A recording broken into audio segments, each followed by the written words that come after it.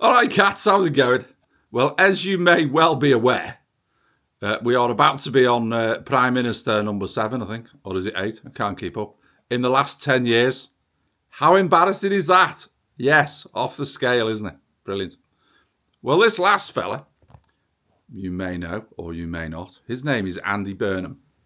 And up until a few weeks ago, he wasn't even a member of Parliament. He wasn't an MP. He was the Mayor of Manchester. Right?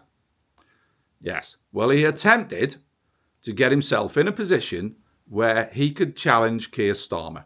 This is a few months ago. And Keir Starmer blocked it, along with his cronies, so that Andy Burnham could not become an MP. Anyway, things changed down the line. Starmer was told in no uncertain terms that that wasn't on, and Burnham got his chance.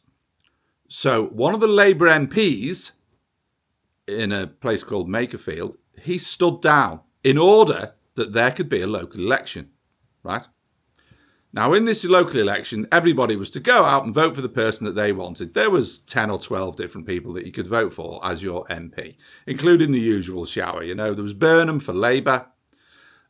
Obviously, that was contrived because the Labour man stood down. So there was Burnham for Labour, and then there was some Reform guy, and there was Conservatives, and then there was a lot of other lunatics as well. And if you watch the actual results, you will see a guy standing there looking like a knight, but wearing a bin on his head. Yes, only in the UK. Only in the... and a specific part of the UK, let's say it, England. Yes, only in England can that happen. A bin on his head. What a twat. Anyway, needless to say, he didn't win, did he?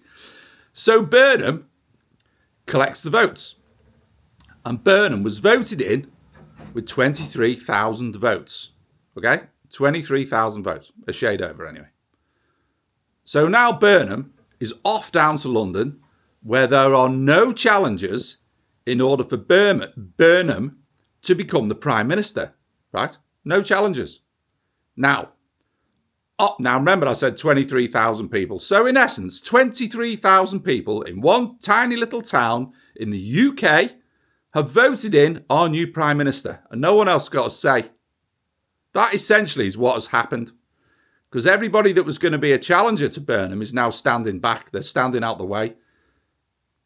So it's going to be Burnham.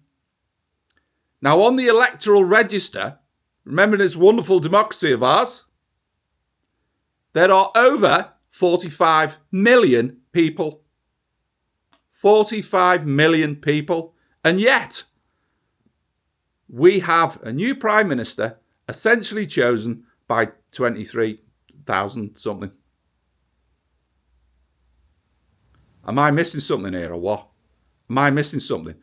And Burnham, by the way, people, was sending tweets, standing on his chair and screaming his balls off when said Tories were doing this, the Conservatives, just a few years ago. There was tweets flying everywhere from Burnham how this was not right and this shouldn't happen and there should be a general election. But isn't it different when the boot's on the other bastard foot? Straight away, before he even gets his arse on the chair in number 10 Downing Street, you can't trust the bastard. He's full of shit. He's double standards. Liar.